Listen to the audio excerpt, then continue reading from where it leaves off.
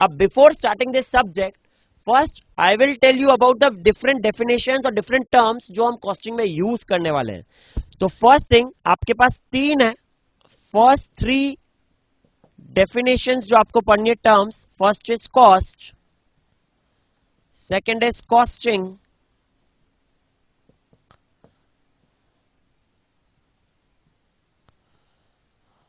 third is cost accounting,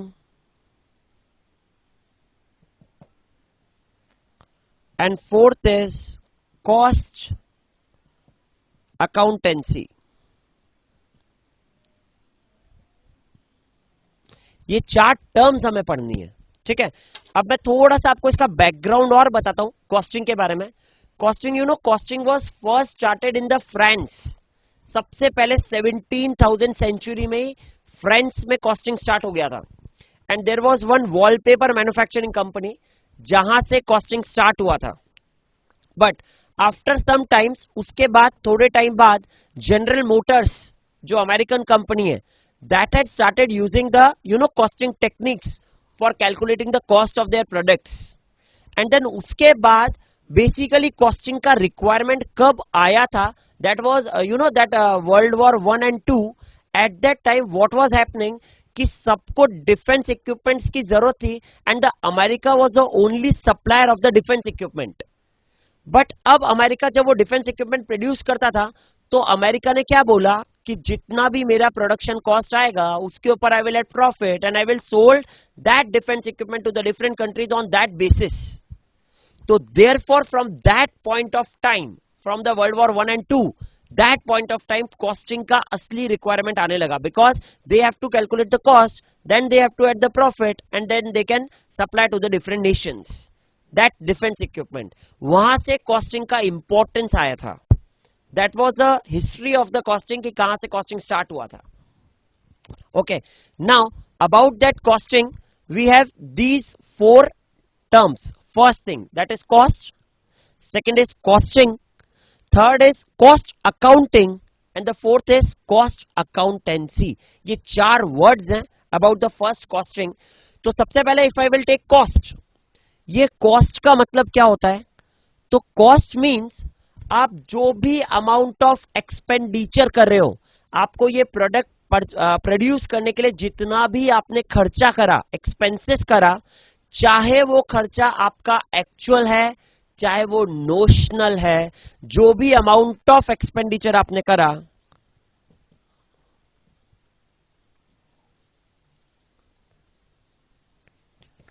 for a product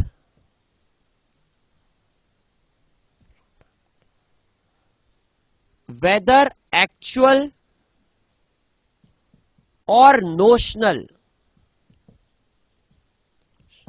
that is called as cost. उसको मैं cost बोलूंगा of that product. अब sir ये actual तो समझ में आता है, बट ये नोशनल क्या है? नोशनल का मतलब होता है, सपोज आपकी खुद की प्रीमाइसेस है, आपकी खुद की बिल्डिंग है, दैट इज ओन्ड बिल्डिंग, और उसमें you are manufacturing a product. तो नोशनल का मतलब होगा उसका rent, notional rent I will take. That is called as, because वो भी तो मेरे को लग रहा है उस प्रोडक्ट को प्रोड्यूस करने के लिए. तो कॉस्ट कंसिडरेशन में I will take both the cost, both the expenditure, that is actual और notional, for producing a product. That is called as my cost. उसको मैं मेरा कॉस्ट बोलता हूं. तो cost means any amount of the expenditure for a product whether it is actual और a notional. जितना भी एक्सपेंस आपने करा for producing a product, that will be called as my cost. उसको मैं कॉस्ट बोलता हूं.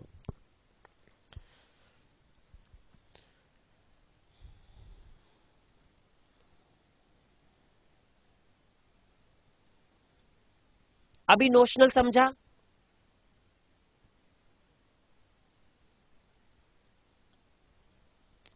औरंगाबाद नोशनल मतलब बताया ना, मेरा खुद का लैंड है, मेरा खुद का बिल्डिंग है, वहां पर मेरा फैक्ट्री है.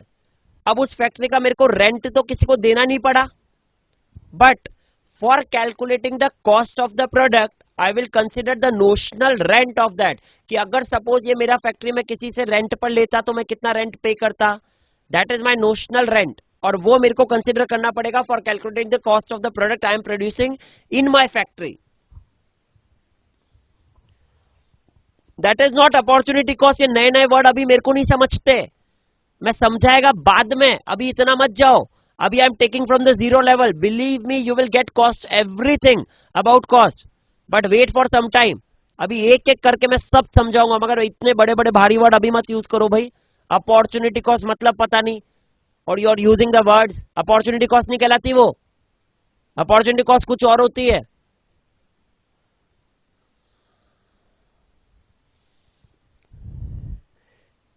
तो अभी वैशाली नगर 2 मिनट वेट करो. क्या होती है opportunity cost? I will explain you that way also. That is not notional cost. वो नोशनल कॉस्ट नहीं होती.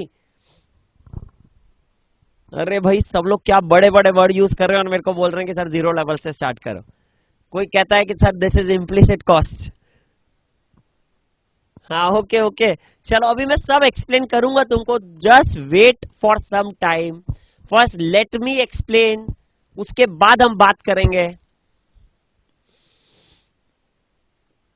हाँ ओके ओके, नाउ लिसन. पहले कॉस्ट का मतलब अब समझ गया आपको. Cost means what? Cost means any amount of the expenditure incurred for a product, whether it is actual और वेदर इट इज नोशनल. ठीक है, that is about your cost. ठीक है, उसको मैं कॉस्ट बोलता हूं. अब कॉस्टिंग का मतलब क्या होता है? तो कॉस्टिंग मीन्स द टेक्निक और the process through which you calculate the cost of a product. आप जो ये कॉस्ट इनकर जो आपने करी ना, इस कॉस्ट को कैसे मैं कैलकुलेट करता हूं, ये कॉस्ट को कैसे मैं कैलकुलेट करता हूं, प्रोसेस क्या है उसको कैलकुलेट करने का, या टेक्निक क्या है उसको कैलकुलेट करने की, दैट टेक्निक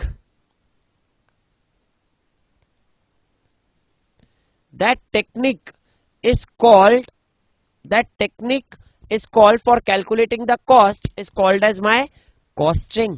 उसको मैं costing बोलता हूं. costing क्या होता है? the process or the technique through which I calculate my cost of a product, that is called as my costing. उसको मैं मेरा costing बोलता हूं. भिवंडी नोशनल रेंट का मतलब, अभी नोशनल का मतलब समझाया था ना.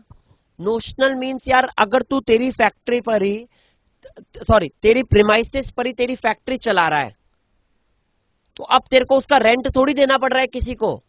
मगर तू अगर कॉस्ट कैलकुलेट करेगा ना तेरे प्रोडक्ट के लिए, तो तेरे को उसमें कंसिडर करना पड़ेगा कि this is my notional rent. अगर मैं ये फैक्ट्री रेंट पर चलाता तो मेरे को रेंट कितना देना पड़ता, that is called as my notional rent. तो दैट इज योर, अरे यार इसको ये कर दो भाई. अभी तुम लोग ऐसे मेरे को डिस्टर्ब मत करो बीच बीच में. फिर मेरे को कोई प्रॉब्लम नहीं है, मैं चार्टर्ड अकाउंटेंट है, तुम लोग को बनना बाकी है. तुम बीच बीच में इस पे ध्यान दोगे तो मेरा कंसंट्रेशन लूज होता है. मेरे को 4 चीजें बतानी है तो मेरा 3 चीजें याद रह पाती है. तो just listen to me first, और जितना मैं बताता जा रहा हूं उसको समझते जाओ पहले, फिर आपको बहुत अच्छे से समझेगा. क्योंकि just wait for some time. मैं आपको इतना स्टार्टिंग से बता रहा हूं कि कॉस्टिंग कहां से स्टार्ट हुआ था, सब चीज मैं कवर अप करूंगा, डोंट वरी. तो अभी अब तुम लोग रतलाम नोशनल का एग्जाम्पल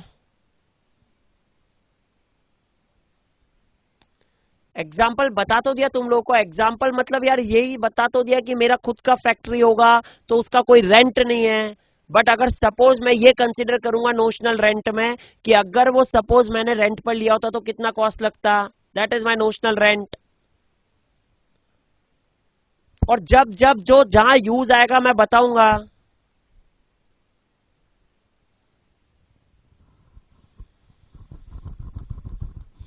चलो ओके, नाउ लिसन. आप इधर आ जाओ वापस. कॉस्ट का मतलब समझ में आया पहले कि कॉस्ट का मतलब क्या होता है. कोई भी अमाउंट ऑफ एक्सपेंडिचर मैंने करा for a product, for producing a product, that is my cost. Costing का मतलब क्या होगा, इस टर्म का मतलब क्या होता है? इसका मतलब होता है कि क्या प्रोसेस से, क्या टेक्निक से I am calculating the cost of a product. किस टेक्निक से मैं कैलकुलेट कर रहा हूं मेरा कॉस्ट ऑफ द प्रोडक्ट कितना आ रहा है, that technique is called as my costing. उस टेक्निक, उस प्रोसेस को मैं बोलता हूं costing. That is a word costing. Then comes the cost accounting. Cost accounting का मतलब क्या होता है?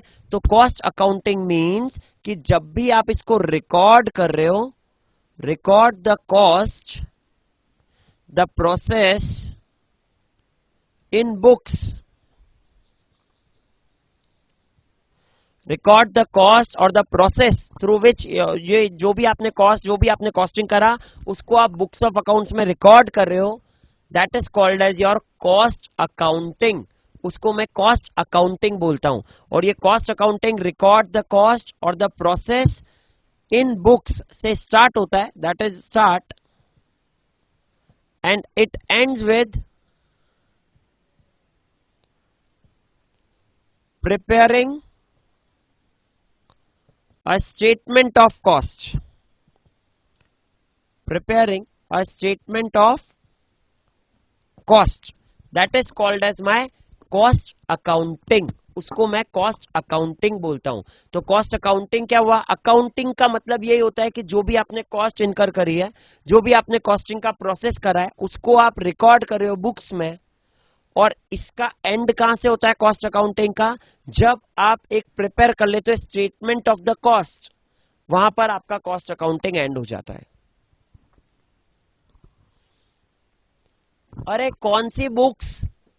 Books of accounts. कौन सी बुक्स? कॉस्टिंग की बुक्स। और कौन सी बुक्स होगी? जो आपकी बुक्स होती है जिसमें हम अकाउंट्स बनाते हैं, अकाउंट्स बनाएंगे।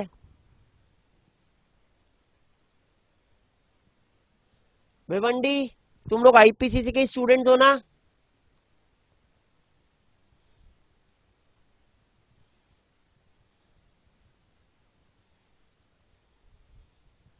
Okay, I think I should not concentrate on the chat box now, because you are asking me the unlogical questions and that are not necessary, and it is disturbing more. So tell me, फिर तुम्हारा logical question आएगा तो भी तुम लोग का छूट जाएगा। ओके चलो, तो that is about cost accounting. First is cost, second is costing, third is cost accounting. और कॉस्ट अकाउंटिंग का मतलब क्या हुआ कि जब भी अब आपने जो भी कॉस्ट करा, जो भी आपने प्रोसेस बनाया कॉस्ट के लिए, कैलकुलेट करने के लिए, उसको आप रिकॉर्ड कर रहे हो आपकी बुक्स में, that is called as your cost accounting. उसको हम कॉस्ट अकाउंटिंग बोलते हैं। And the last one is cost accountancy. Cost accountancy का मतलब क्या होता है? कॉस्ट अकाउंटेंसी का मतलब होता है whatever you are doing in all these things, ये सब मिलाकर के जो बनता है, that is called as your cost accountancy. यानी cost accountancy includes costing and cost accounting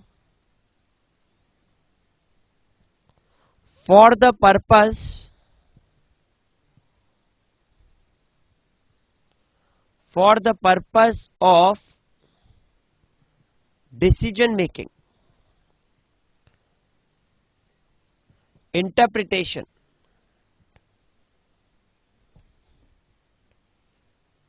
etc. That is your cost accountancy. Cost accountancy includes both the costing and cost accounting for the purpose of decision making। जो भी हम costing के basis पर, costing के basis पर जो भी आप डिसीजन मेकिंग लेते हो, वो सब चीज इंक्लूड होता है आपका कॉस्ट अकाउंटेंसी में।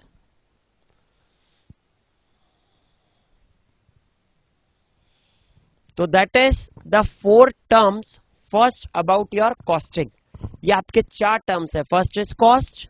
आपको कॉस्ट का मतलब समझ में आ गया कि जो भी अमाउंट ऑफ एक्सपेंडिचर मैं करूंगा, चाहे वो एक्चुअल हो चाहे वो नोशनल हो, उसको मैं कॉस्ट बोलता हूं फॉर अ प्रोडक्ट। कॉस्टिंग का मतलब जिस भी प्रोसेस से मैं वो कैलकुलेट करता हूं कि मेरे को कॉस्ट कितना आया, that is called as my process, is called as my costing, उसको मैं कॉस्टिंग बोलता हूं। जब भी मैं उसको रिकॉर्ड कर रहा हूं बुक्स ऑफ अकाउंट्स में, that is called as my cost accounting. And cost accountancy, जब भी ये कॉस्टिंग और कॉस्ट अकाउंटिंग मैं कर रहा हूं for my decision making purpose, that is all called as my cost accountancy. I hope पहले आपको ये 4 वर्ड समझ में आ गए होंगे।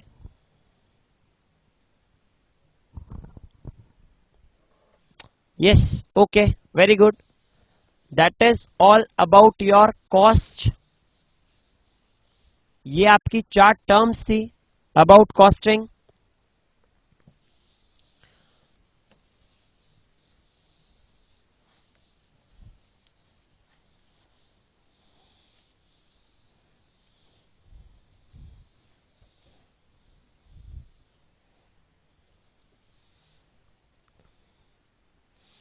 Okay, now now will see कि ये जो हम कॉस्ट पढ़ रहे हैं, कॉस्टिंग पढ़ रहे हैं, ये कॉस्ट डिफरेंट डिफरेंट बेसिस के हिसाब से कौन कौन सी कॉस्ट हो सकती है।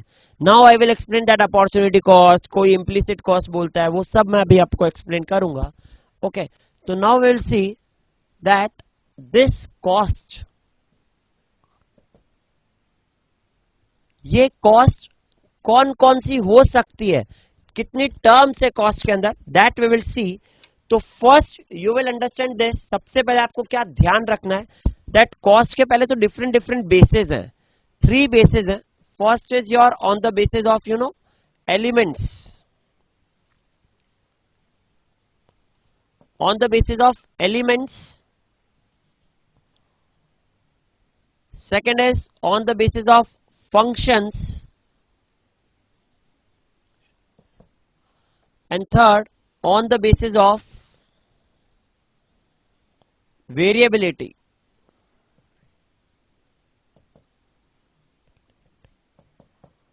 और भी बेसिस हो सकते हैं कॉस्ट के, कि डिफरेंट टाइप्स ऑफ कॉस्ट क्या क्या हो सकती है, different types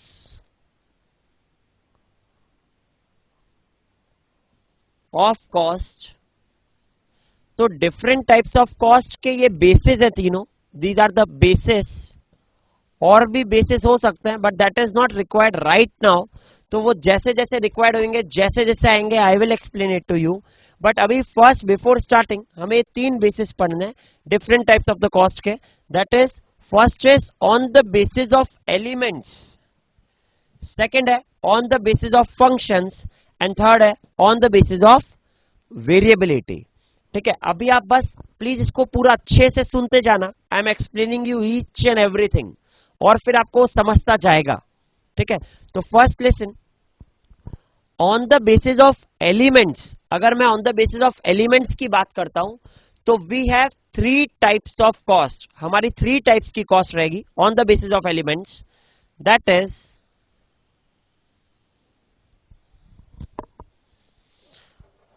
on the basis of elements you have 3 types of cost.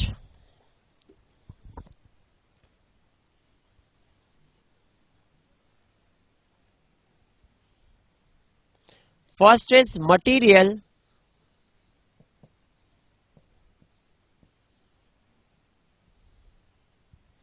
second is labor,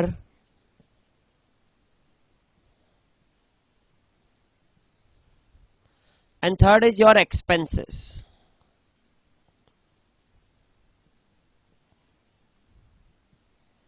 इसका मतलब क्या होता है, on the basis of elements का मतलब आपको हमेशा ध्यान रखना है कि आपकी कोई भी कॉस्ट होगी ना, अगर मेरे को इस प्रोडक्ट की कॉस्ट, ये मार्कर की कॉस्ट निकालनी है, तो मैं जितना भी मैंने एक्सपेंडिचर करा होगा ना, उसको मैं 3 पार्ट्स में डिवाइड करूंगा। वो क्या 3 पार्ट्स होंगे, फर्स्ट मैं देखूंगा कि इसमें मटेरियल कौन कौन सा यूज हुआ है मेरा, मैं वो मटेरियल को एक साइड में करूंगा। सेकेंड होगा लेबर, लेबर मींस जो भी मेरा मैन पावर इसके अंदर इंक्लूड हुआ होगा, उसकी कॉस्ट क्या आ रही है इसको बनाने के लिए, उसको मैं एक साइड में रखूंगा। And then the third one, that is your expenses. Expenses means any other thing about the material और लेबर के अलावा जो भी मेरा खर्चा लगा होगा, that I will include in the expenses. In that material also again I will explain that material, मैं वापस इस मटेरियल के 2 पार्ट्स डिवाइड करूंगा। That is, one is my direct material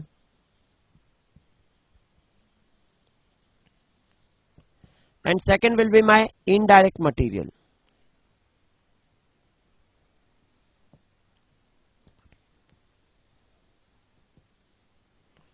Direct material and indirect material.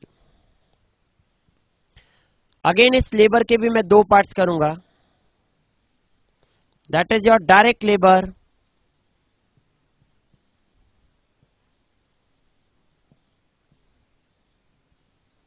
And your indirect labour.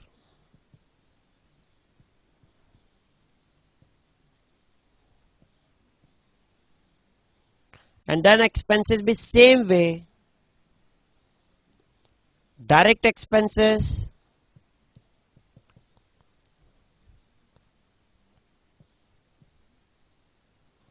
and your indirect expenses.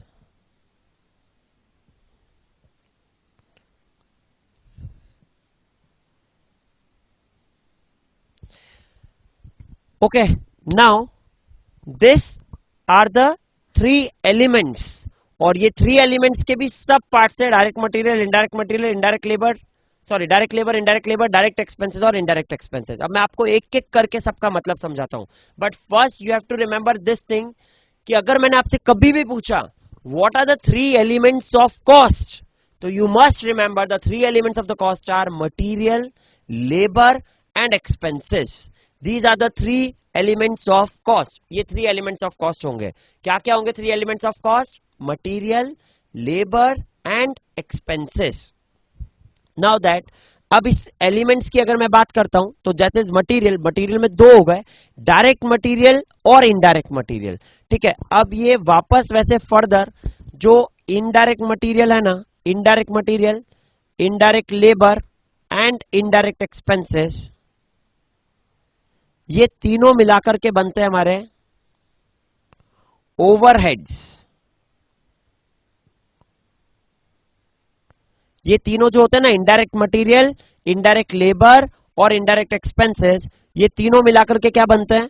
That three is called as my overheads. इन तीनों को मैं क्या बोलता हूं? ओवरहेड्स बोलता हूं. और अगेन दिस थ्री, ये ओवरहेड्स के मेरे वापस थ्री पार्ट्स बनते हैं. That three parts are factory overheads,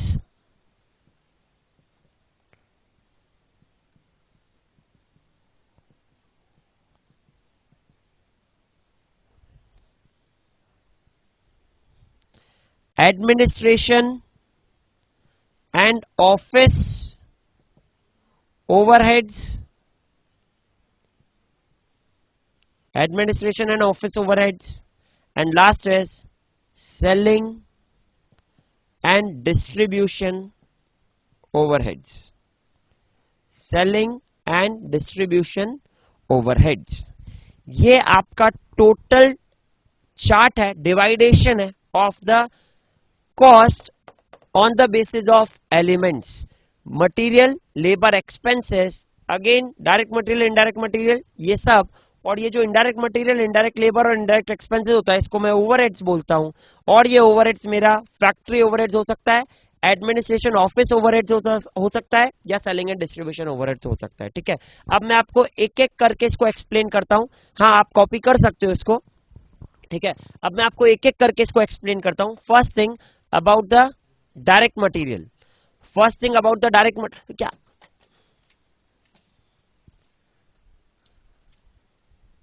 first thing about the direct material.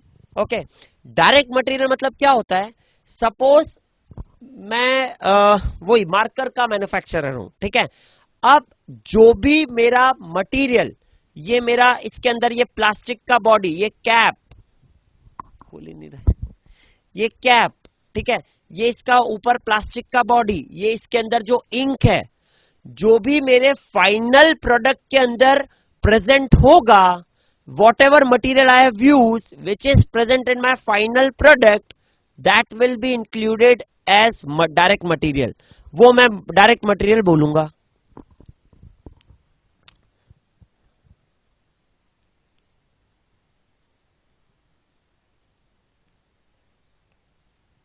जो मैंने स्टार्टिंग का समझाया था ना, वो आपको इतना रिक्वायर्ड नहीं है लिखने के लिए. अभी आप इसको भी आप बस चाहो तो कॉपी कर लो, दैट इज नॉट रिक्वायर्ड. मतलब बट इफ यू वांट कि नहीं हमको ये पूरा अच्छे से समझना भी है, बाद में हम लोग रिवाइज करेंगे तो हमें याद रहेगा, तो you can copy it also. तो आप इसको कॉपी कर लेना.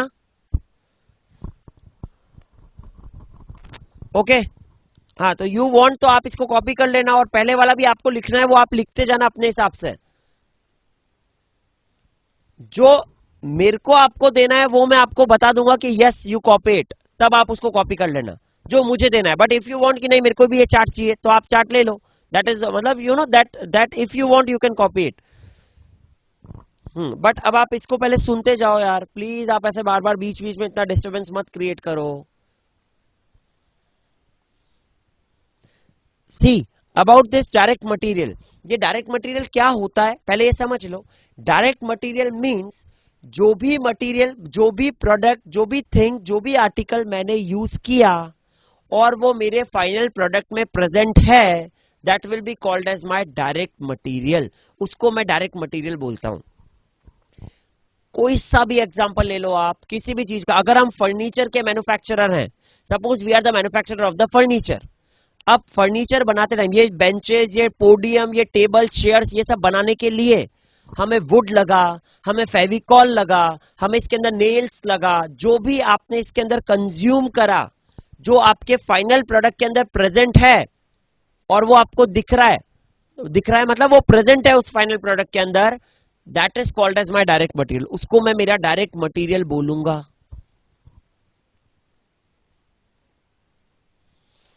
तो डायरेक्ट मटेरियल का मतलब क्या हुआ? Anything which is present in my final product, जो भी मेरे फाइनल प्रोडक्ट, जो भी मैंने मैन्युफैक्चर करा उसमें प्रेजेंट होगा, that will be called as my direct material. We will take the examples, we will see it also, but पहले अभी डायरेक्ट मटेरियल का मतलब समझ में आया है कि डायरेक्ट मटेरियल मतलब क्या होता है। आप मेरे को किसी भी चीज के लिए पूछना, आई कैन एक्सप्लेन यू कि वो डायरेक्ट मटेरियल आएगा। मैं शर्ट मैन्युफैक्चरर हूं तो एक क्लॉथ जो मैंने इसमें यूज करा, that is my direct material, वो मेरे लिए डायरेक्ट मटेरियल आएगा। ये बटन्स मैंने इसमें यूज करा, that is my direct material. जो थ्रेड मैंने इसके अंदर यूज करा फॉर प्रोड्यूसिंग इट, वो मेरा डायरेक्ट मटेरियल है। तो ये सब चीज जो भी मेरे प्रोडक्ट के अंदर प्रेजेंट है, that will be called as my direct material.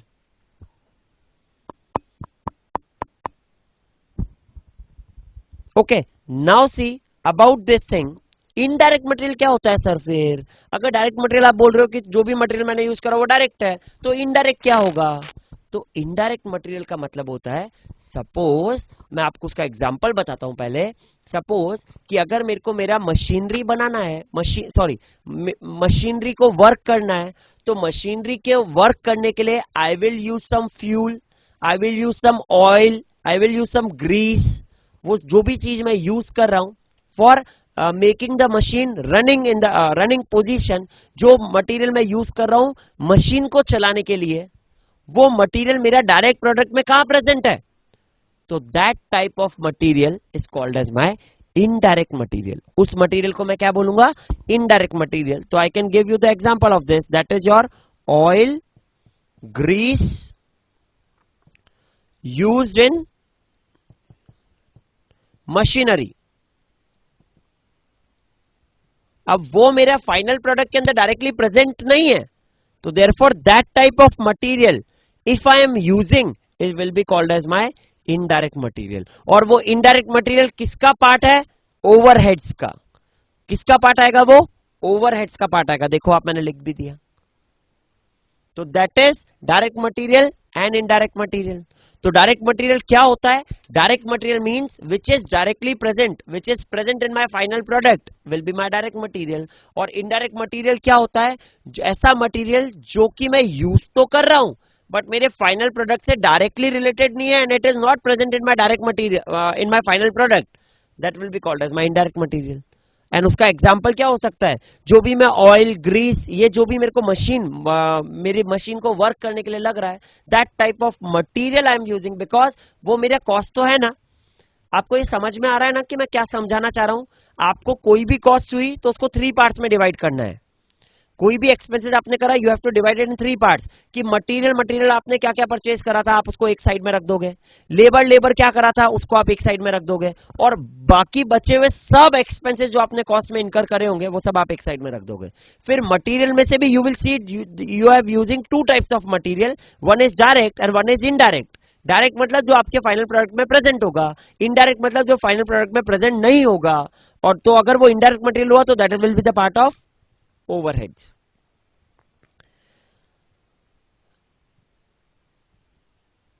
अरे इलेक्ट्रिसिटी तेरा मटेरियल कहाँ है यार? वो मटेरियल है क्या इलेक्ट्रिसिटी? इलेक्ट्रिसिटी तो तेरा एक्सपेंस में आएगा ना। इलेक्ट्रिसिटी का तो तू यू आर पेइंग समथिंग, कुछ खरीदा थोड़ी तूने इलेक्ट्रिसिटी में। Electricity is not material. Material मतलब चीज, कोई थिंग, कोई article, that is material. Yes yes, okay okay, that is your material. Now comes to labour. अब लेबर क्या होता है? सेम वे, लेबर का मतलब जो भी मैन पावर का एक्सपेंस आपको लग रहा है, that will be called as labour. उसको मैं लेबर बोलूंगा. और वो लेबर भी दो पार्ट्स में होगी. First is direct labour, second is indirect labour. Let me tell you the example. Suppose अभी हम ये क्लासेस चला रहे हैं, ठीक है, जेके शाह क्लासेस है. जेके शाह क्लासेस में प्रोफेसर का जो कॉस्ट आता है, that is related to direct, you know, that will be called as my direct labour because that is required. But suppose मैंने लिफ्ट मैन रखा हुआ है, मैंने पियोन रखा हुआ है, उससे मेरा डायरेक्टली इन्वॉल्वमेंट नहीं है मेरा क्लास चलाने के लिए, तो that will be called as my indirect labour. वो मेरा इनडायरेक्ट लेबर हो जाएगा. तो अगर मैं ऐसा कोई मैन्युफैक्चरिंग की बात करूंगा, तो सपोज मैं फर्नीचर मैन्युफैक्चरर की बात कर रहा हूं, फर्नीचर मैन्युफैक्चरर में कारपेंटर का जो कॉस्ट आएगा, that will be my direct labour. But suppose जिस भी फैक्ट्री में मैं ये फर्नीचर मैन्युफैक्चर करता हूं, उसमें मैंने वॉचमैन रखा हुआ है, उसमें मैंने पियोन रखा हुआ है, ऑफिस स्टाफ रखा हुआ है, वो सबका जो कॉस्ट आएगा, that will be called as my indirect labour. वो इनडायरेक्ट लेबर कहलाएगा.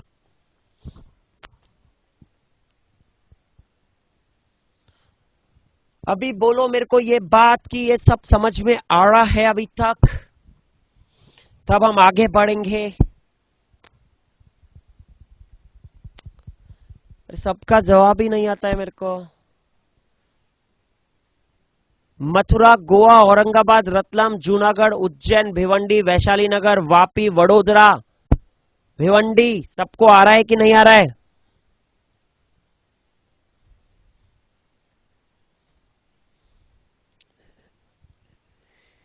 Yes, that's very good. That you have understood the direct material, direct labor, sorry, indirect material, direct labor and indirect labor. ये क्या हो रहा है ये आपको समझ में आ गया, right? Now we will take that same example, that is direct expenses और indirect expenses. ठीक है. अब direct expenses मतलब क्या? तो direct expenses का मतलब again same thing, कि जो डायरेक्ट एक्सपेंसेस का मतलब होता है जो मेरे प्रोडक्ट से डायरेक्टली रिलेटेड है. एक प्रोडक्ट बनाया तो इतना खर्चा आएगा, और वो मेरे फाइनल प्रोडक्ट से डायरेक्टली रिलेटेड है, that will be called as my direct expenses. अरे सर आप ये तो समझाते हो तो समझ में आता है, एग्जांपल दिया करो. तो एग्जांपल भी ले. Example means of the direct expenses you can take the best example as royalty. जो रॉयल्टीज होता है ना, वो आपका डायरेक्ट एक्सपेंसेस कहलाएगा. अब sir royalties direct expenses, royalties क्या होता है? अरे रॉयल्टीज का मतलब होता है ना, अगर सपोज कर we are the automobile industry, automobile industry में जो इंजन बनता है, वो इंजन का कोई ना कोई फॉर्मूला होता है, और वो फॉर्मूला हमने जिससे परचेज करा, उसने बोला I will take the royalty of each, you know, each vehicle produced. तो मेरे को हर एक व्हीकल प्रोड्यूस का उसको रॉयल्टी देना पड़ेगा ना. तो that will be called as my direct expenses. उसको मैं मेरा डायरेक्ट एक्सपेंसेस बोलूंगा.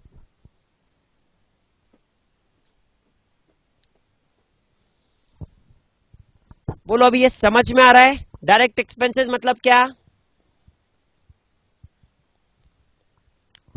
And the indirect expenses.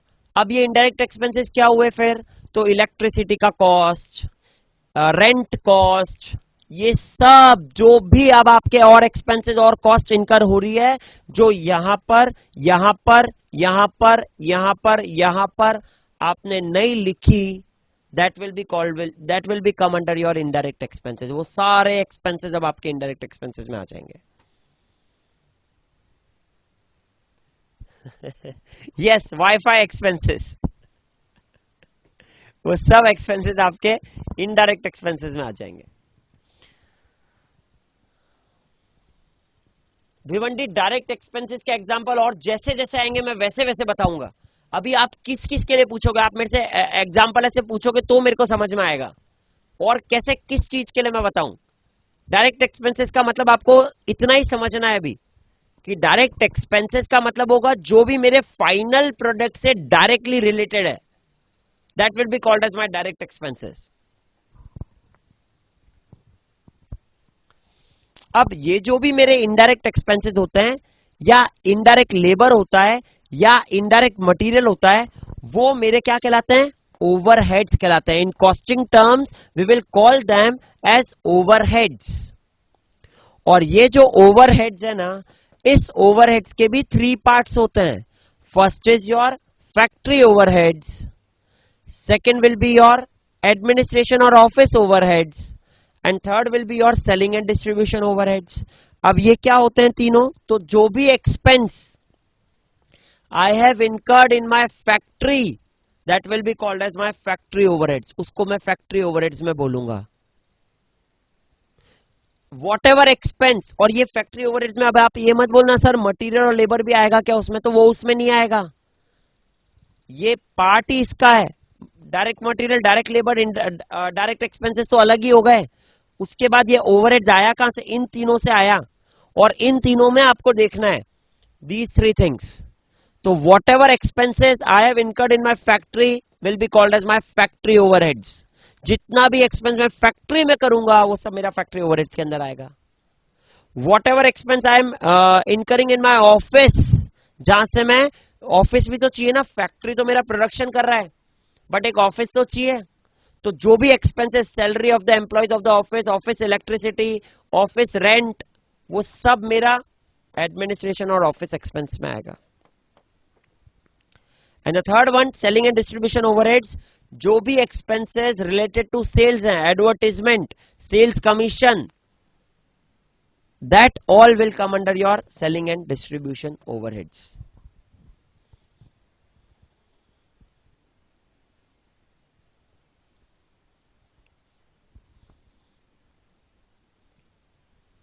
Ware house का रेंट अगर आप पे कर रहे हो तो एडमिनिस्ट्रेशन और ऑफिस ओवरहेड्स में आएगा.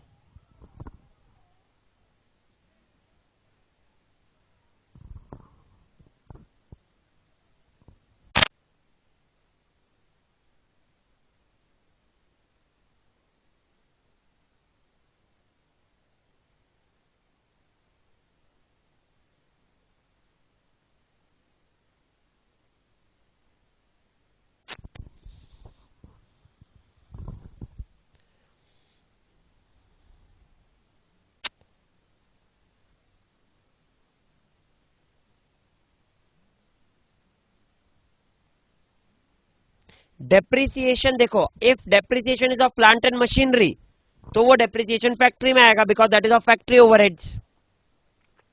बट अगर depreciation you are getting on the office furniture तो वो एडमिनिस्ट्रेशन ऑफिस ओवरहेड्स में आएगा. और अगर वापस वही वाली बात, अगर वेयरहाउस आप किसके लिए रख रहे हो, रॉ मटेरियल जो आपने परचेज करा उसको स्टोरेज के लिए रख रहे हो वेयरहाउस, तो फैक्ट्री ओवरहेड्स में आएगा. बट आपका एक बार फिनिश गुड्स प्रोड्यूस हो गया, अब आप उसको सेल करने के लिए रख रहे हो वेयरहाउस में, तो वो आपका एडमिनिस्ट्रेशन और ऑफिस ओवरहेड्स में जाएगा, उसका रेंट.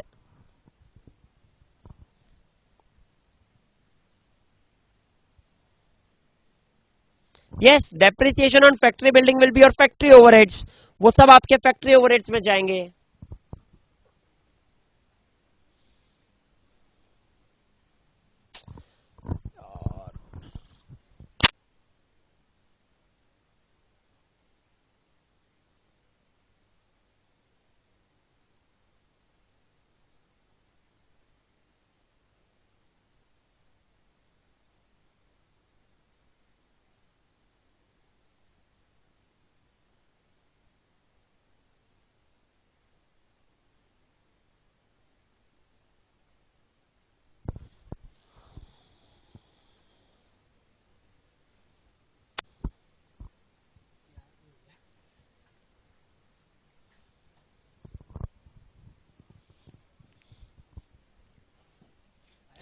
नहीं आया बिल्कुल भी.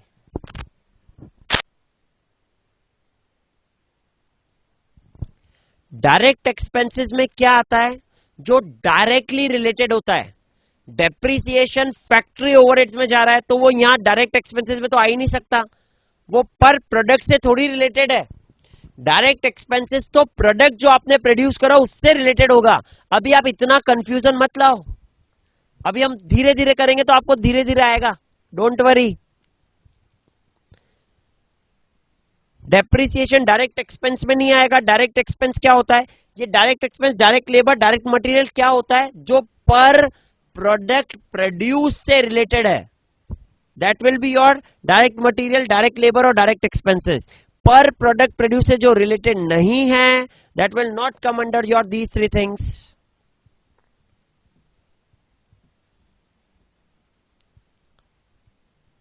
और उसके बाद जब पर प्रोडक्ट से जो चीज रिलेटेड नहीं है, वो तीन चीजें होती है, इनडायरेक्ट, इनडायरेक्ट, इनडायरेक्ट, उसको मैं ओवरहेड्स बोलता हूं। अब जो भी मेरा इनडायरेक्ट है और वो मैंने फैक्ट्री में यूज करा, कुछ भी फैक्ट्री में एक्सपेंस करा, वो सब फैक्ट्री ओवरहेड्स में आ जाएगा। जो भी मैंने एडमिनिस्ट्रेशन ऑफिस ओवरहेड्स के लिए मैंने एक्सपेंसेस करा ऑफिस में, वो सब इसमें आ जाएगा।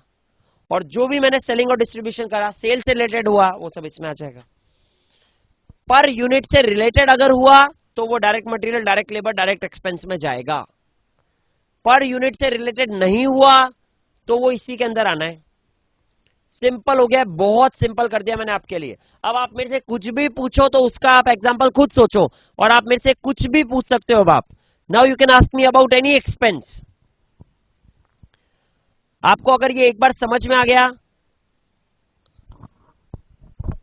अभी फाइनेंस कॉस्ट का मैंने बताया नहीं कि फाइनेंस कॉस्ट इसमें कहां आएगा, तो फाइनेंस कॉस्ट कहीं नहीं आएगा, फाइनेंस कॉस्ट कॉस्टिंग में आता ही नहीं है। That is related to finance, that is not related to. अच्छा, एक और बात समझ लो आप, कॉस्टिंग और फाइनेंशियल अकाउंटिंग में एक डिफरेंस है।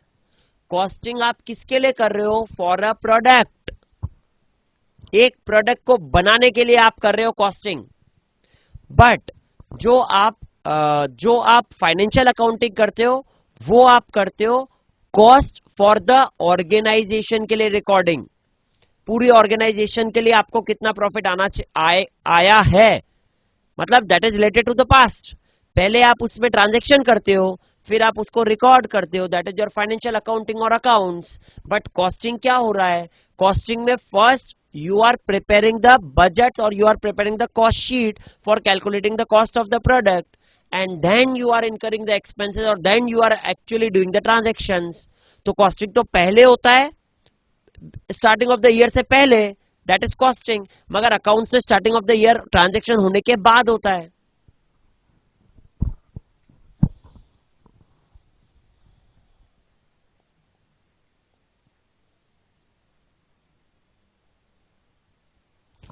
हाँ, ऐसा जरूरी नहीं है वैशाली नगर, वापस ऐसा जरूरी नहीं है कि पर यूनिट हुआ। हाँ, पर यूनिट हुआ तो वो डायरेक्ट एक्सपेंसेस रहेगा, if it is not in direct material, direct labour नहीं हुआ तो। बट जरूरी नहीं है वो पर एनम ही हुआ तो वो इनडायरेक्ट होएगा, ऐसा जरूरी नहीं है। समटाइम्स मेरे को इनडायरेक्ट लेबर भी पर यूनिट दे सकते हैं वो, तो ऐसा जरूरी नहीं है। वो डिपेंड करता है क्वेश्चन के ऊपर कि वो आप पूछ किसके ले रहे हो।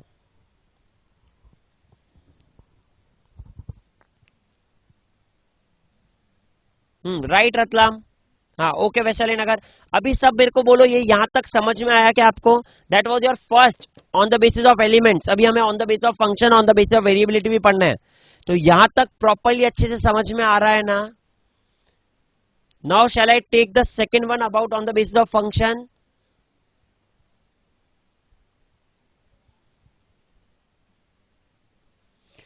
Okay okay, now we will take on the basis of functions. ठीक है, एलिमेंट्स आपको हो गया। आपको ये याद रखना ही है, we have three types of elements: material, labour and expenses और overheads.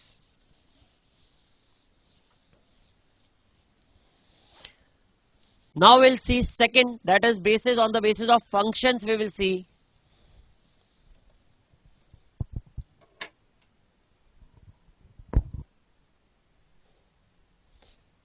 On the basis of functions,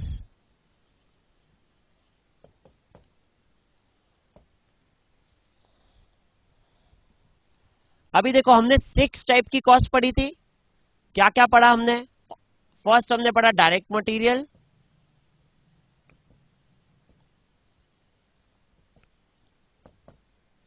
second आपने पढ़ा डायरेक्ट लेबर,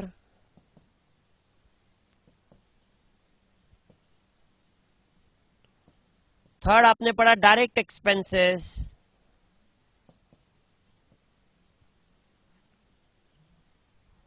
देन आपने पढ़ा इनडायरेक्ट मटेरियल,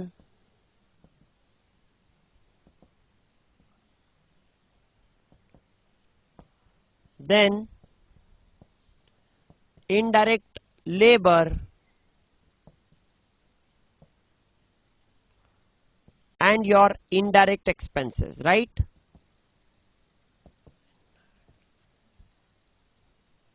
ये 6 आपने चीज पढ़ी, राइट? उसके बाद ये जो डायरेक्ट मटेरियल, डायरेक्ट लेबर और डायरेक्ट एक्सपेंसेस होता है ना, तो on the basis of function it is called as your prime cost. It is called as my prime cost. क्या होती है prime cost? Direct material, direct labour और direct expenses. That is called as my prime cost. उसको मैं मेरा prime cost बोलता हूं. And that is on the basis of function. First cost is my prime cost. And what do you mean by the prime cost? Prime cost includes direct material, direct labor and the direct expenses. Then ये जो मेरा indirect material, indirect labor और indirect expenses था,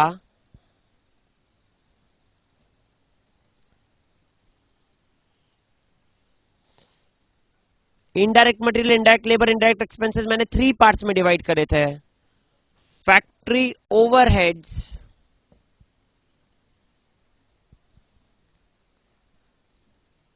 factory overheads,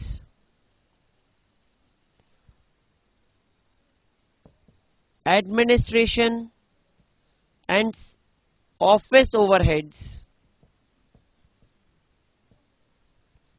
and then selling and distribution overheads. ये मेरे पास 3 type के overheads थे. ये मैंने इन तीनों को ऐसे ही करा था distribute. That is my factory overheads, administration overheads, selling and distribution overheads. जब मैं मेरा प्राइम कॉस्ट के अंदर फैक्ट्री ओवरहेड्स ऐड करता हूं तो I get my factory cost. तो मेरे पास क्या आती है? फैक्ट्री कॉस्ट आती है. और जब मैं इस फैक्ट्री कॉस्ट के अंदर एडमिनिस्ट्रेशन और ऑफिस ओवरहेड्स ऐड करता हूं तो I will get my cost of production और कॉस्ट ऑफ गुड्स सोल्ड. और जब उसके अंदर मैं सेलिंग और डिस्ट्रीब्यूशन ओवरहेड्स ऐड करता हूं तो I got my cost of sales और that is my total cost. So on the basis of functions, I have these 5 costs. 1, 2, 3, this is 4 and this is 5. ये 5 टाइप की cost होती है on the basis of functions. That 5 types of cost are prime cost, factory cost, cost of production, cost of goods sold and cost of sales. ये पांचों cost को मैं क्या बोलता हूं? That is my on the basis of functions. On the basis of functions these are the 5 types of cost. अब कोई मुझसे पूछेगा सर प्राइम कॉस्ट मतलब क्या? तो प्राइम कॉस्ट मतलब your these 3 things, direct material, direct labour and direct expenses. इन तीनों को जब मैं ऐड करता हूं that becomes my prime cost. वो मेरा प्राइम कॉस्ट कहलाता है. फिर सर फैक्ट्री कॉस्ट क्या होता है? तो जब भी आप प्राइम कॉस्ट के अंदर ये फैक्ट्री ओवरहेड्स ऐड करते हो ना, in this prime cost when you add your factory overheads you get the factory cost. वो आपकी फैक्ट्री कॉस्ट कहलाती है. अच्छा सर फैक्ट्री कॉस्ट हो गया, फिर ये कॉस्ट ऑफ प्रोडक्शन क्या? तो कॉस्ट ऑफ प्रोडक्शन का मतलब होता है जब आप इस फैक्ट्री कॉस्ट में ऑफिस और एडमिनिस्ट्रेशन ओवरहेड्स को भी ऐड कर देते हो then you get your cost of production. तो वो आपका कॉस्ट ऑफ प्रोडक्शन बन जाता है.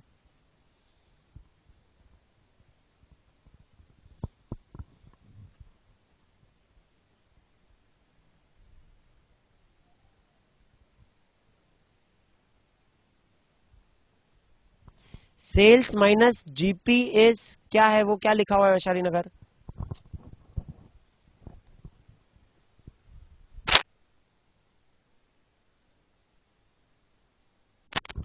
सुनो एक minute. You are mixing the concept of the accounts with the concept of the costing. That is not allowed at all. Costing has a different concept with the costing with the accounts. Sales minus gross profit is COGS. That will happen in your accounts. यहां पर भी होगा वैसा, but यहां पर कुछ difference है of the accounts. वो मैं बताऊंगा धीरे धीरे. अभी जो मैं समझा रहा हूं उसको पहले समझ लो.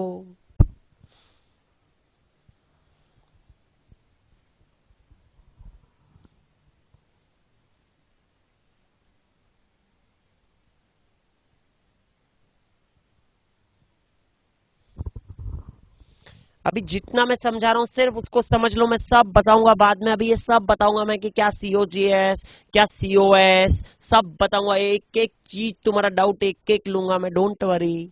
Just understand these things first.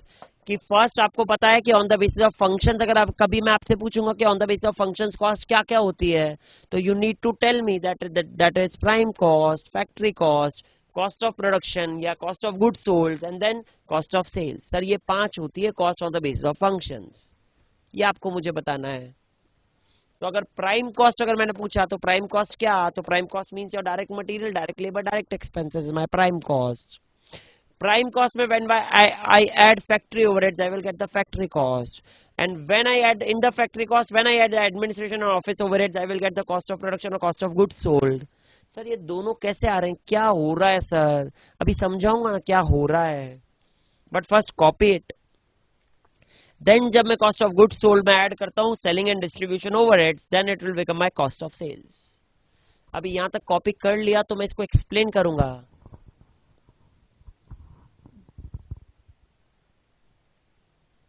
हाँ तो कॉपी करो ना फिर।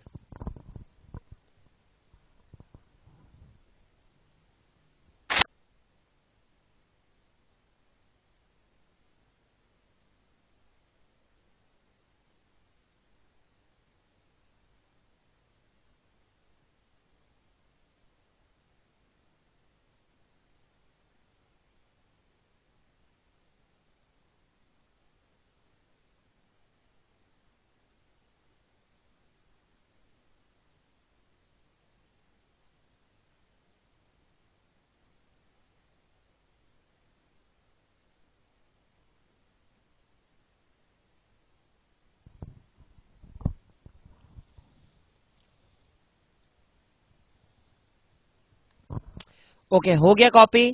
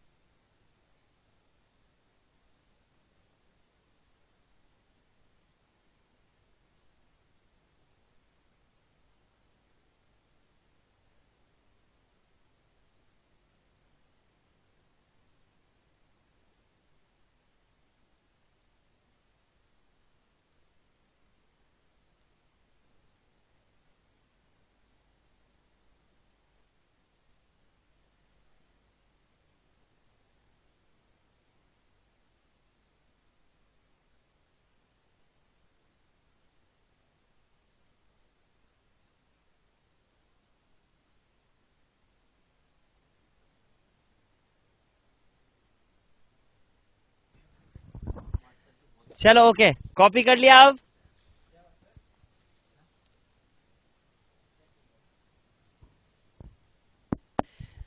Okay, now will see on the basis of variability. यहां तक हो गया कॉपी। अब on the basis of variability भी देख लेते हैं।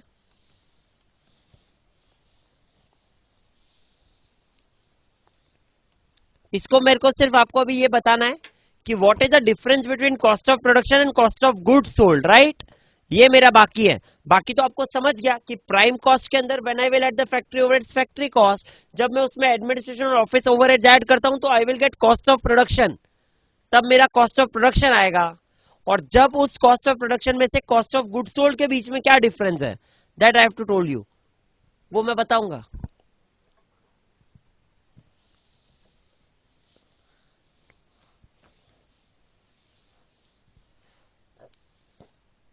Now we'll see on the basis of variability, right?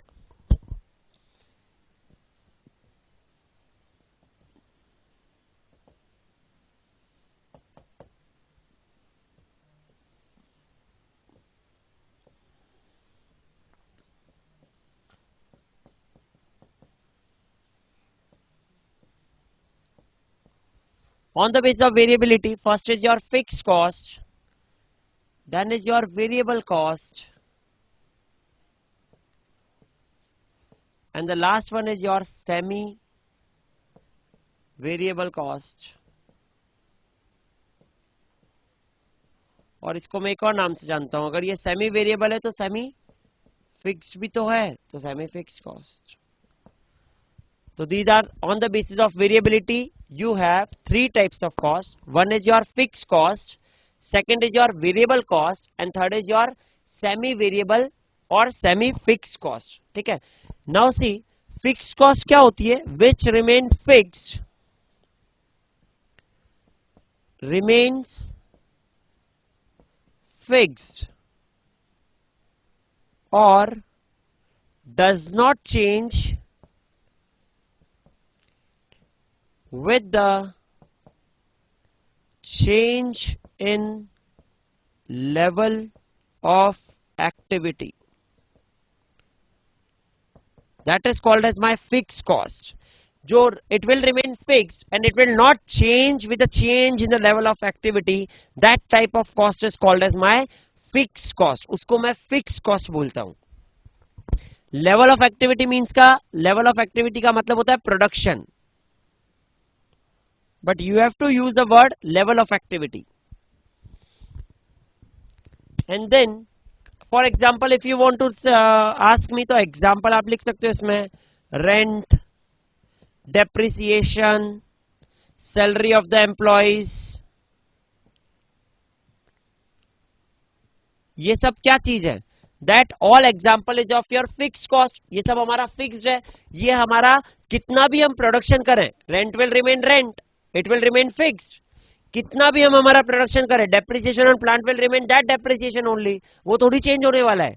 और सैलरी ऑफ द एम्प्लॉयज, हम सैलरी ऑफ द एम्प्लॉयज की बात करेंगे तो कितना भी हमारा प्रोडक्शन हो, ऑफिस में जिसका हमने सैलरी देना है वो तो उतना ही देना पड़ेगा ना। तो that type of cost is called as my fix cost, उसको मैं फिक्स कॉस्ट बोलता हूं। That type of cost is called as my fix cost. Then comes your second, that is variable cost। तो variable cost क्या होता है, variable cost means cost which changes with the change in level of activity in direct proportion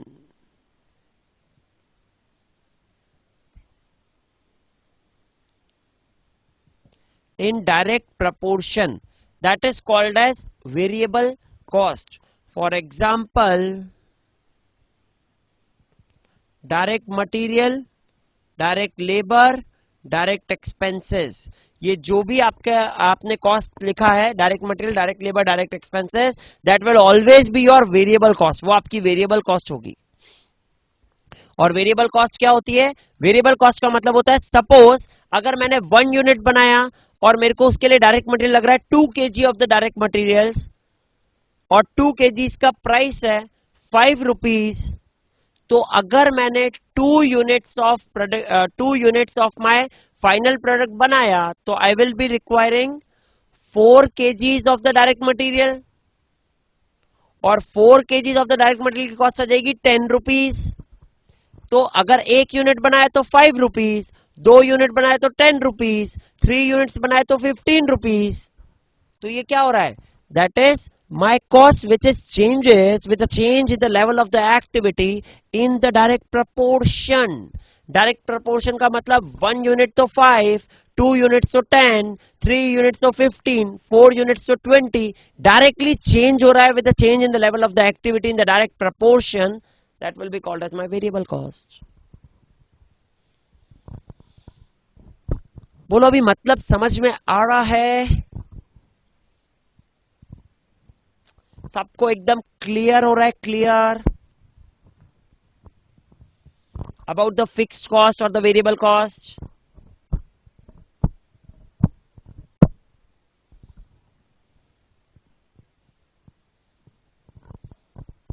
very good.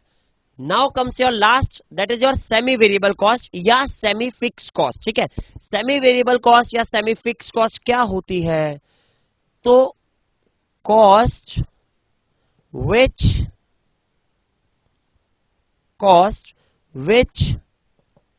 changes with the change in level of activity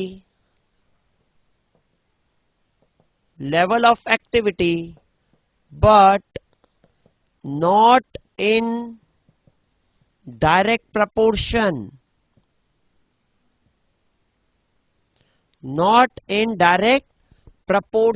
क्योंकि अगर वो direct proportion भी हो जाएगा तो वेरिएबल ही हो गई ना। वो होती है मेरी सेमी वेरिएबल या सेमी फिक्स कॉस्ट। कोई मेरे से पूछेगा फॉर एग्जांपल बोलो सर, तो for example you can take the example of electricity, you can take the example of telephone bill, etc. That is your semi variable cost या semi fixed cost। Electricity में you know ना कि electricity में ऐसा होता है कि अगर आपने सर्टेन एक्सटेंट तक किलोवाट आवर्स यूज करे तो आपकी पर आवर की कॉस्ट, मतलब सॉरी पर किलोवाट की कॉस्ट लग रही है 2। बट अगर आपके सपोज 1000 किलोवाट्स आपने यूज करे, उसकी कॉस्ट लग रही थी 2। बट अगर आपने 1000 से ऊपर किलोवाट्स यूज करे इन पर मंथ तो आपकी कॉस्ट पर किलोवाट आवर लग रही है 4। या ऐसा जब भी आपको ऐसा गिवन होगा, कभी अपना घर का इलेक्ट्रिसिटी बिल देखना एक बार आप, उसमें लिखा रहता है, ऐसा मेंशन होता है।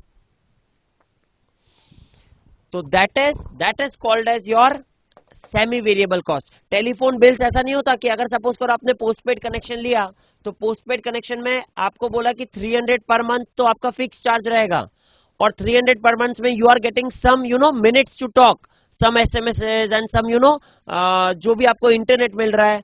बट आफ्टर दैट उसकी लिमिट के बाद अगर हुआ तो दे चार्ज पर मिनट का 50 पैसा, पर मिनट का 60 पैसा, whatever plan you are having. तो that type of cost is called as your semi variable और सेमी फिक्स कॉस्ट, क्योंकि उसमें कुछ एलिमेंट फिक्स्ड है और कुछ एलिमेंट वेरिएबल है।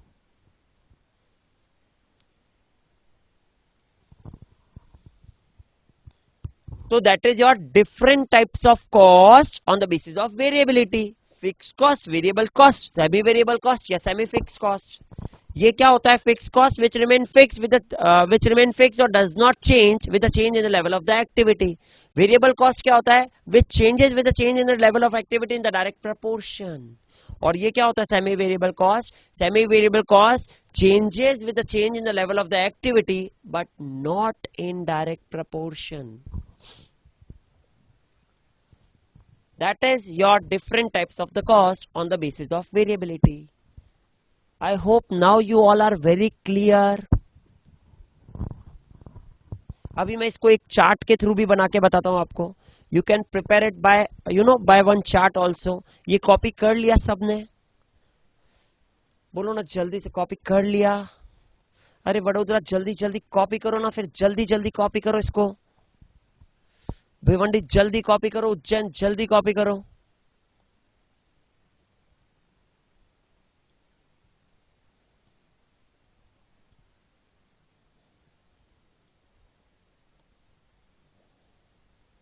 Very good Bhiwandi.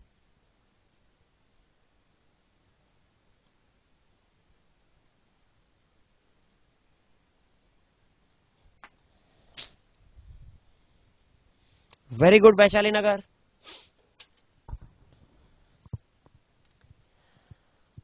कॉपी कर लो भाई फटाफट से।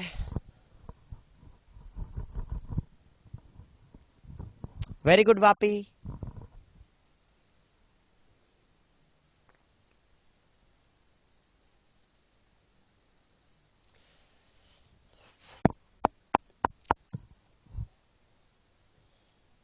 Very good Goa.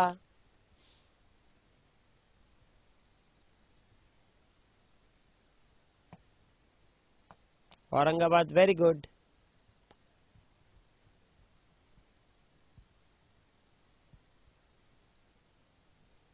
Junagadh very good.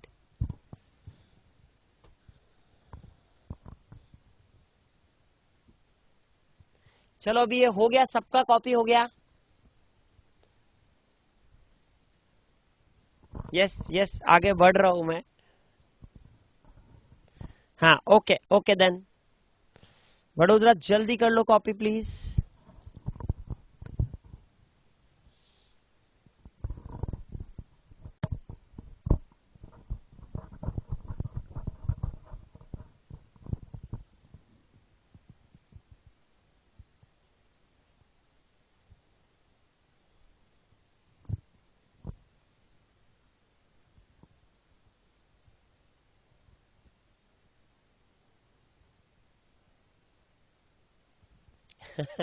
Yes Vapi है, क्यों? बहुत है।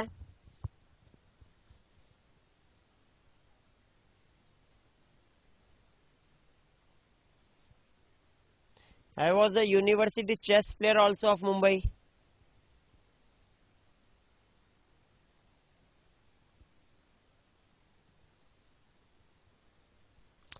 वडोदरा कॉपी हो गया क्या ये?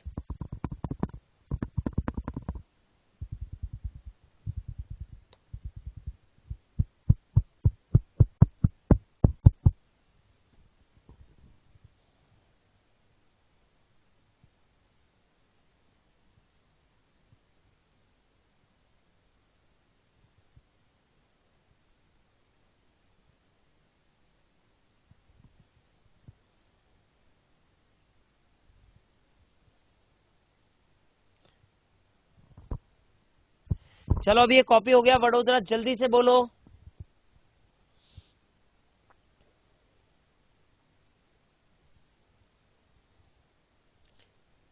हाँ तो वो एक जन का हुआ है तो वो बाद में सबको कॉपी करवा देना ना। आपको समझ में तो आ गया?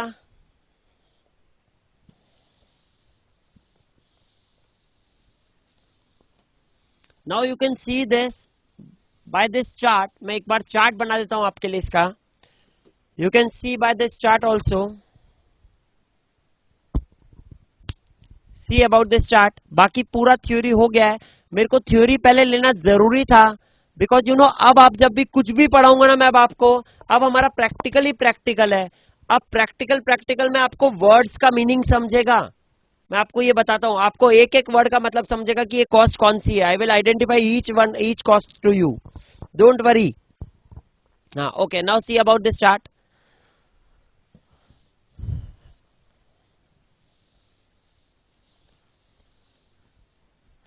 अगर सपोज मेरे को ये जो मेरा वेरिएबिलिटी के बेसिस पर है और उसको मुझे चार्ट के थ्रू बनाना है, तो I can show it like this way. This is my quantity and this is my cost. तो मेरा फिक्स कॉस्ट क्या आता है? Which does not change with change in the level of activity, यानी changes the level of activity मतलब quantity. तो अगर quantity से मेरा फिक्स कॉस्ट चेंज नहीं होगा तो मेरा फिक्स कॉस्ट ऐसा बनेगा, it will remain same, that is my fix cost. If अगर मैं मेरा वेरिएबल कॉस्ट की बात करता हूं तो वेरिएबल कॉस्ट ऐसा बनेगा, because variable cost directly proportion होता है, तो this is my variable cost. और अगर मैं मेरा टोटल कॉस्ट की बात करता हूं तो टोटल कॉस्ट यहां से आएगा, because total cost zero level of activity पर भी क्या होगा, टोटल कॉस्ट फिक्स कॉस्ट जितना तो होगा, और वो over the period of time या जैसा जैसा मेरा क्वांटिटी बढ़ेगा पर यूनिट कॉस्ट कम होता जाएगा. That will be my total cost. और about my semi variable cost, ये जो सेमी वेरिएबल कॉस्ट है, ये सेमी वेरिएबल कॉस्ट का मैं ऐसा चार्ट बना सकता हूं दैट सेमी वेरिएबल कॉस्ट क्या होता है, up to certain level it will remain fixed, but after that certain level it will increase, and then again it will remain fixed, then again increase, then it will remain fixed, then it will increase. So of the semi variable cost I can prepare it like this way.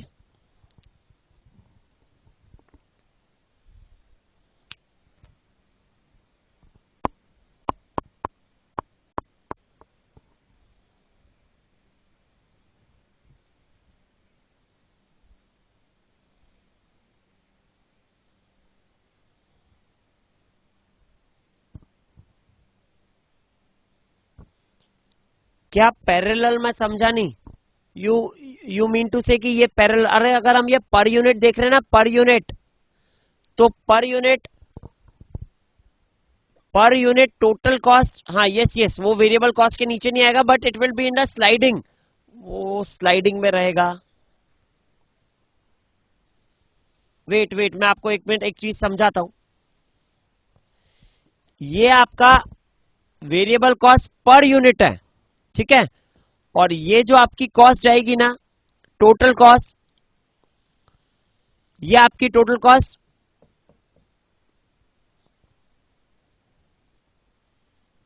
ये आपकी total cost per unit रहेगी, per unit.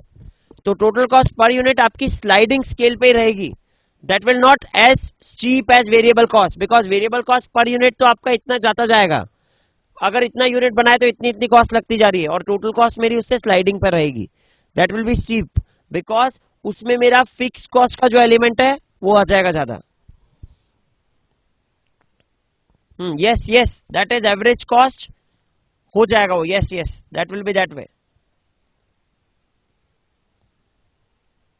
और that all are not required, I am just I am just showing you. ये सब आपको इतना required नहीं है, बट आपको पता होना चाहिए, इसलिए मैं आपको बता रहा हूं. ये हुआ भी आपका, आपने चार्ट बनाया. अब मैं आपसे एक क्वेश्चन पूछ सकता हूं. ओके, अब मैं अगर आपसे एक क्वेश्चन पूछ सकता हूं तो आप मुझे बताओ. सपोज मैं आपको ऐसा दे रहा हूं,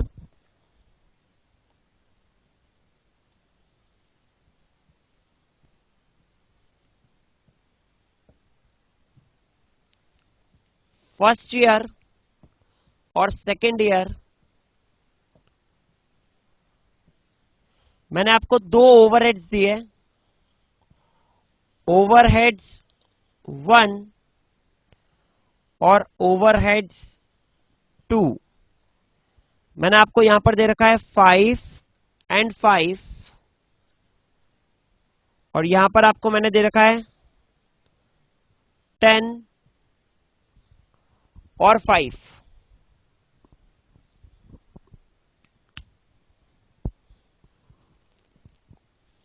और अगर मैंने आपको दे रखा है 10 और 5 सपोज, तो आप मेरे को ये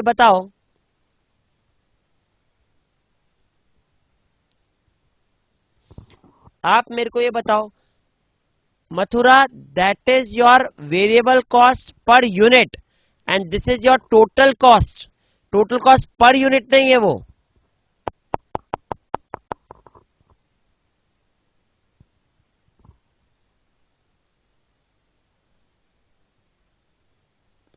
और सॉरी, वेरिएबल कॉस्ट भी वो पर यूनिट नहीं है. हाँ ओके, अभी आप पहले इस वाली चीज में मेरे को बताओ ना, मेरे को एक क्वेश्चन पूछना है आपसे. उस चार्ट पर मत जाओ, वो अब मैं आपको वो चार्ट बिल्कुल करेक्ट है, मतलब डोंट वरी अबाउट इट. मैं आपको बाद में एक्सप्लेन करूंगा, पहले अभी आप मेरे को इस क्वेश्चन का आंसर बता दो ना प्लीज.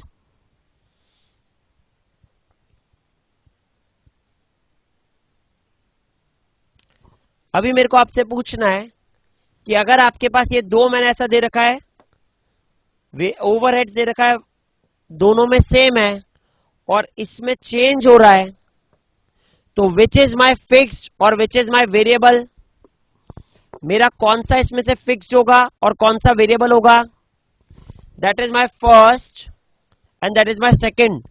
अब आप मेरे को बोलो ना, मेरा कौन सा फिक्स्ड होगा और कौन सा वेरिएबल होगा।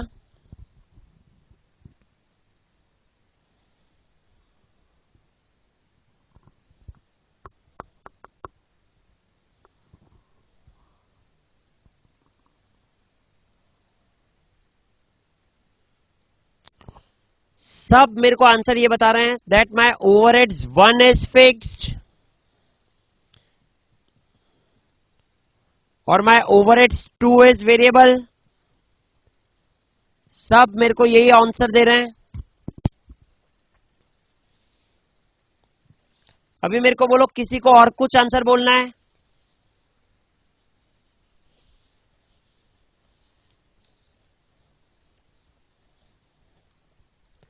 That is fix, that is variable.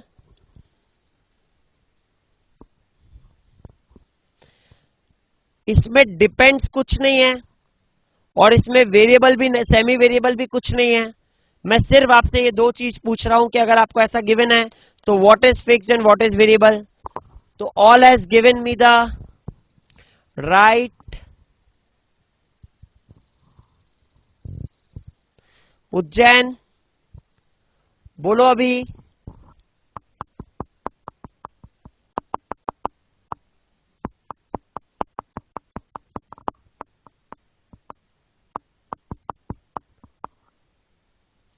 Okay, all has given me the right और रॉन्ग आंसर, तो this answer is wrong.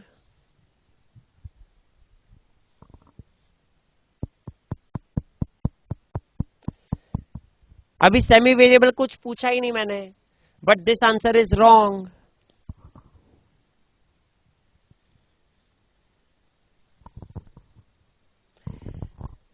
This will be your variable cost, ये आपकी वेरिएबल कॉस्ट रहेगी, and this will be your fix cost. Why so? तो late me tell you, ये मैंने आपको ऊपर क्या दिया है, पर यूनिट। क्या दिया है? पर यूनिट दिया है मैंने आपको। ये पर यूनिट का मतलब क्या होता है कि अगर मैंने सपोज ये एक पेन, एक मार्कर मैन्युफैक्चर करा, तो एक मार्कर मैन्युफैक्चर के लिए सपोज ये कॉस्ट, डायरेक्ट मटेरियल का कॉस्ट पर यूनिट के लिए 2 रुपीज है, तो 2 यूनिट्स के लिए 4 रुपीज हुआ, वो तो टोटलिटी, बट पर यूनिट तो 2 ही रहा ना। अगर पर यूनिट तो वो 2 ही रहेगा, तो यानी अगर पर यूनिट में मेरे को कॉस्ट गिवन हुई ऐसे, and it is which is remaining same per unit, तो that will be my variable cost. मगर मेरा फिक्स कॉस्ट क्या होगा? फिक्स कॉस्ट टोटलिटी में सेम होता है, बट पर यूनिट तो कम हो जाएगा ना, या पर यूनिट तो चेंज हो सकता है ना। कैसे? देखो, सपोज मैं क्लासेस चलाता हूं, ओके। नाउ अगर मेरे को क्लासेस चलाना है, मेरा रेंट आ रहा है 10,000 रुपीज का एक्सपेंस। रेंट कितना आ रहा है? 10,000 रुपीज का एक्सपेंस आ रहा है। अब सपोज मेरे पास 4 स्टूडेंट्स हैं, तो 4 स्टूडेंट्स है, तो अभी पर यूनिट अगर मेरे को पर स्टूडेंट कॉस्ट निकालना है रेंट का, तो पर यूनिट या पर स्टूडेंट कॉस्ट कितना है? 2,500 पर यूनिट। बट सपोज अगर वो स्टूडेंट्स 5 हो गए, 5, तो पर यूनिट कॉस्ट कितना हो गया? That will B 2,000। तो फिक्स कॉस्ट पर यूनिट तो चेंज हो रहा है, but in totality fix cost will remain same, that is 10,000। And about variable cost, जैसे मेरा नोट्स का कॉस्ट होता है, नोट्स का कॉस्ट पर स्टूडेंट मेरे को 1,000 रुपीज आता है।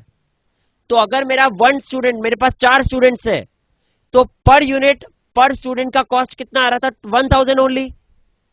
बट अब 5 स्टूडेंट जो है, एक स्टूडेंट एक्स्ट्रा आया, तो मेरा कॉस्ट कितने से बढ़ा? 1,000 से और बढ़ गया।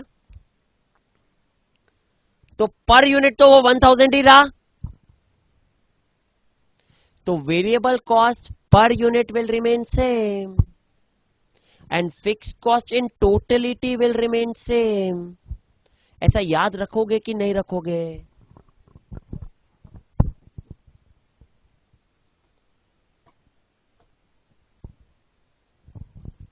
और अगर ऐसा याद रखेंगे तो वो तो आज याद है, अभी लेक्चर चल रहा है, कल भूल जाएंगे, तो उससे बेटर उसको लिख लेंगे। तो जहां पर आपने वो फिक्स कॉस्ट और वेरिएबल कॉस्ट लिखा है ना, उसके नीचे लिखो ना ये बात, फिक्स कॉस्ट के नीचे लिखो, फिक्स कॉस्ट के नीचे fix cost in totality, fix cost in totality, fix cost in totality will remain same. Fix cost के नीचे लिखो फटाफट से, fix cost in totality will remain same.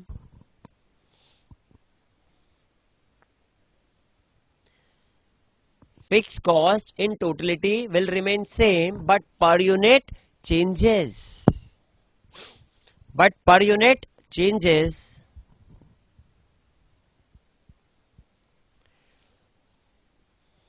और वेरिएबल कॉस्ट के नीचे लिखोगे आप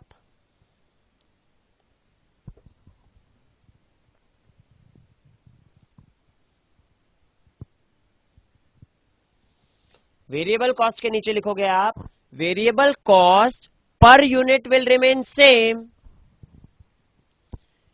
variable cost per unit will remain same,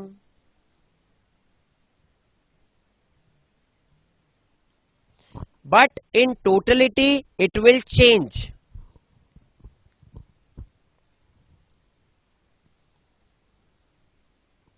But in totality it will change.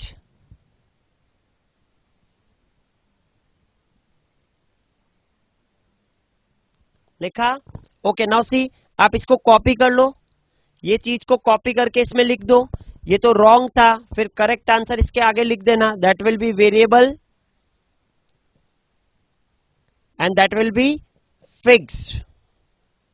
ये वेरिएबल होगा और ये फिक्स्ड होगा। आप इसको एक बार फटाफट से कॉपी कर लो, that will be your variable and that will be your fixed.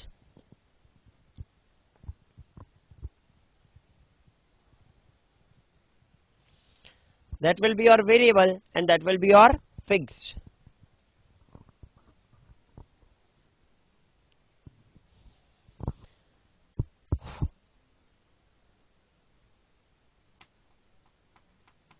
Okay, good. अभी आप मेरे को बोलो, अभी आपको ये समझा पूरा आज costing? We have studied the different types of cost, the different terms of cost.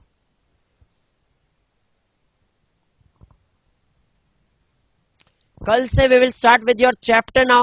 अब हम लोग कल से चैप्टर स्टार्ट कर सकते हैं, आपको पूरा अच्छे से समझ गया। And don't worry about anything in costing. Costing सबको टफ लगेगा, but believe me, I will assure you कि आप सबको बहुत इजी लगेगा।